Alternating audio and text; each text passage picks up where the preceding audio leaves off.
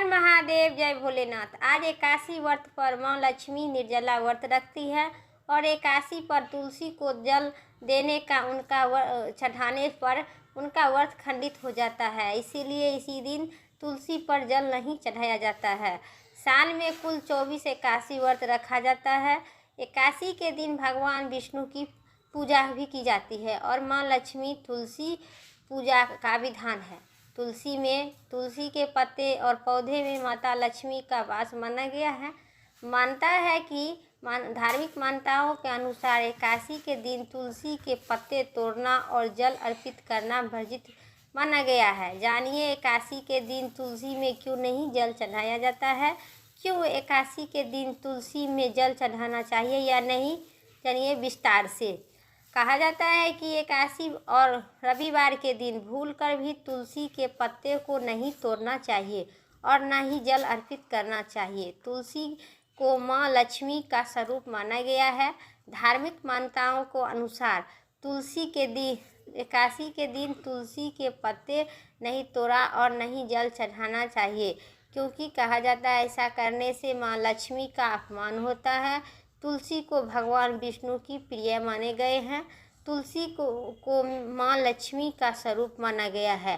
कहा जाता है कि एकादशी व्रत को माँ तुलसी माता निर्जला व्रत रखते हैं विष्णु भगवान के लिए और एकादशी पर तुलसी को जल चढ़ाने से उनका व्रत खंडित हो जाता है। इसीलिए इस दिन तुलसी पर जल नहीं चढ़ाया जाता है। आप द्वादशी तिथि को तुलसी में जल चढ़ाइए। एकादशी के दिन जमीन पर गिरे हुए पत्ते को प्रयोग करना चाहिए। फिर तुलसी दल को एक दिन पहले यानी कि दशमी को तोड़ लेना चाहिए। एकादशी के दिन भगवान विष्णु की तुलसी दल अर्पित करने से उनकी मनचाहे इच्छा पूर्ण होती है। तुलसी के पत्ते अर्पित करने से और अखंड सौभाग्यवती की भी प्राप्ति होती है। हिंदू शास्त्र के अनुसार एकादशी के दिन तुलसी की पत्तियों को तोड़ने से शारीरिक, मानसिक अथवा परेशानी का सामना करना पड़ता है। एकादशी के दिन तुलसी को पत्ते तोड़ने से माँ लक्ष्मी नाराज होते हैं और एकादशी व्रत करने वाला उनका व्रत भी खंडित हो जाता है नियम के अनुसार। अब सुनिए तुलसी माता के विस्तार से कथा और साथ ही आरती।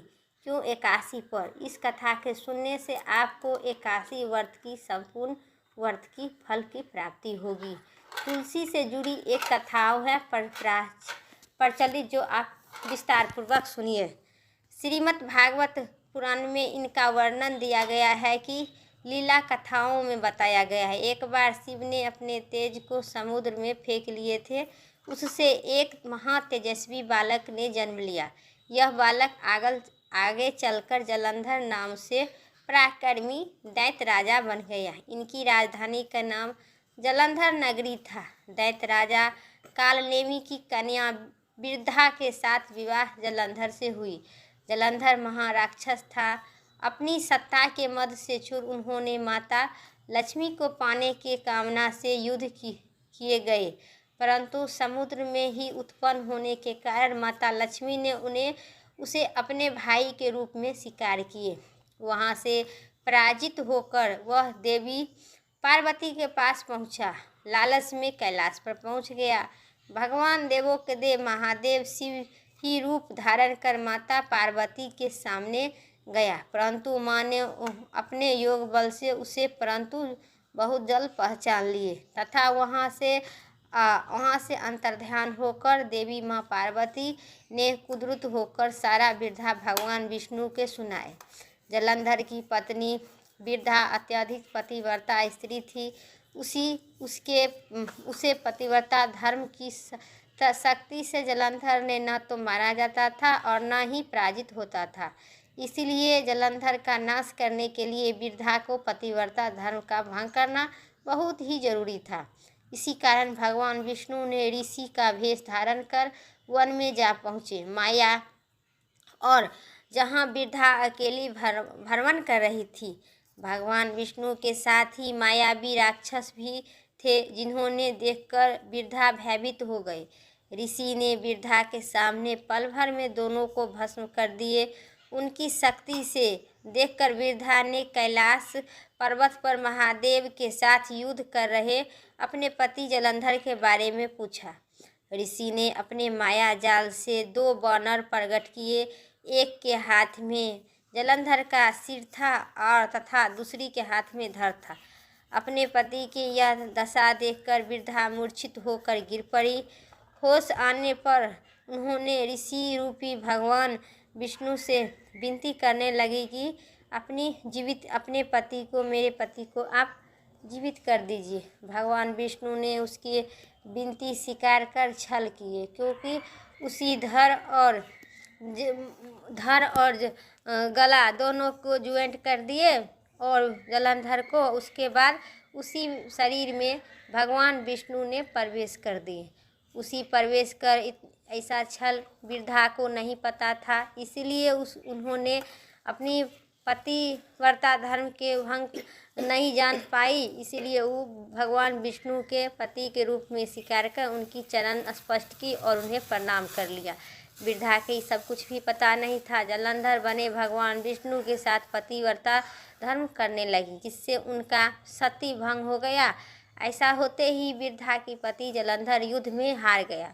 इसी सारी लीला पर जब वृद्धा का पता चला तो उन्होंने क्रुद्ध होकर भगवान विष्णु के शिला होने के श्राप दे दिया तथा श्राप सती स्वयं सती हो गई। जहाँ जलंधर भस्म हुआ वहीं तुलसी का पौधा उग गया, और जहाँ सती ने भस्म हुई वहीं पे वृद्धा सती भस्म हुई, वहाँ पर तुलसी का पौधा उग गया। भगवान विष्णु ने वृद्धा से कहे, हे वृद्धा, तुम अपने सती के कारण मुझे लक्ष्मी से ही अधिक प्रिय हो गई है।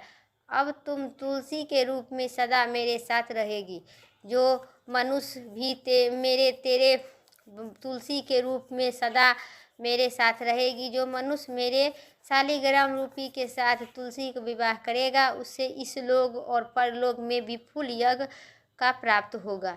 जिस घर में तुलसी होती है वहाँ यमदूत का वास आसन नहीं जमता है, नहीं वास होता है। गंगा नर्मदा जल में स्नान तथा तुलसी का पूजा करने का बराबर माना जाता है।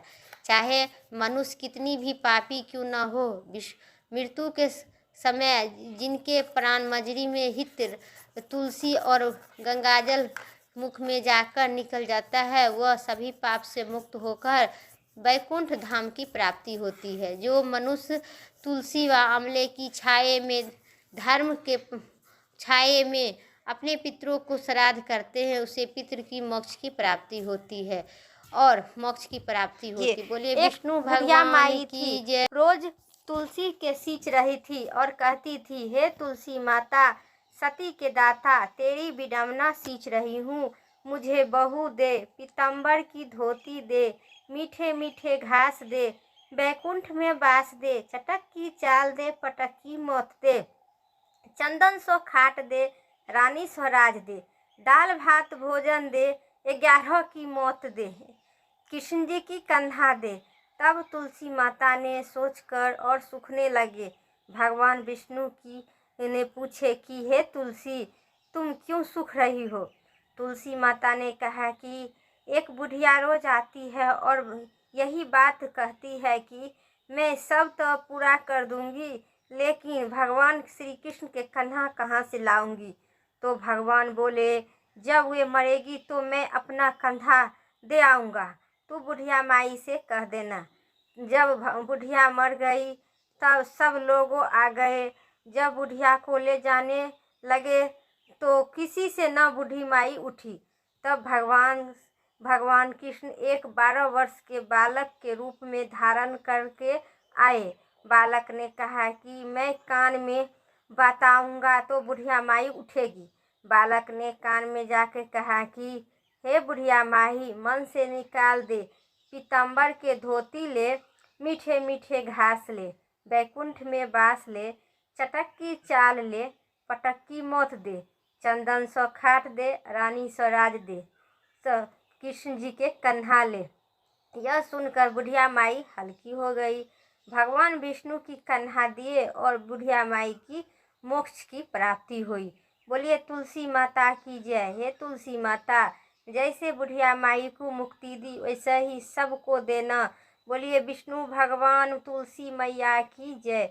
अब जय तुलसी माता मैया, जय तुलसी माता, सब जग के दुख दाता, सबकी वर माता। ओम जय तुलसी माता। सब योग के ऊपर, सब रोग के ऊपर, रज से रक्ष करो सबकी भाता। ओम जय तुलसी माता मैया, जय तुलसी माता। बटु पुत्री है श्याम सुरबल्ली ग्रामा, विष्णु प्रिय जो नर तुमको, विष्णु प्रिय जो नर तुमको, सेवत सो नर तर जाता। मैया जय तुलसी माता। ओम जय तुलसी माता। हरि के शीश विराजत, त्रिभुवन से वर्धित हो मैया, त्रिभुवन से वर्धित। पतित जनों के तारनी, पतित जनों की तारनी, तुम हो विख्याता। मैया जय तुलसी माता। लेकर जन्म विराजन में आई दिव्य भवन में, हे मैया आई दिव्य भवन में। मानव लोग तुम ही से, मानव लोक तुम ही से, सुख संपत्ति पाता। मैया जय तुलसी माता। ओम जय तुलसी माता। हरि के तुम अति प्यारी, श्याम वरण सुकुमारी, हे माता श्याम वरण सुकुमारी। प्रेम अजब है उनका, प्रेम अजब है उनका, तुमसे कैसा नाता। मैया जय तुलसी माता। हरि के विपत्ति धरे तुम, कृपा करो माता। जय जय कृपा करो माता। जय तुलसी माता मैया, जय तुलसी माता। ओम जय तुलसी माता। बोलिए विष्णु भगवान की जय, तुलसी माता की जय, तुलसी महारानी की जय। मेरा 81 उपरांत 82 व्रत की तुलसी माता की कथा इतना ही तक था। उम्मीद करते हैं वीडियो अच्छी लगे तो लाइक करें, चैनल पर नहीं सब्सक्राइब करके कमेंट में तुलसी माता की जय ज़रूर लिखें, विष्णु भगवान की जय ज़रूर लिखें। फिर नेक्स्ट वीडियो लेके आते हैं, तब तक के लिए स्वस्थ रहिए, मस्त रहिए।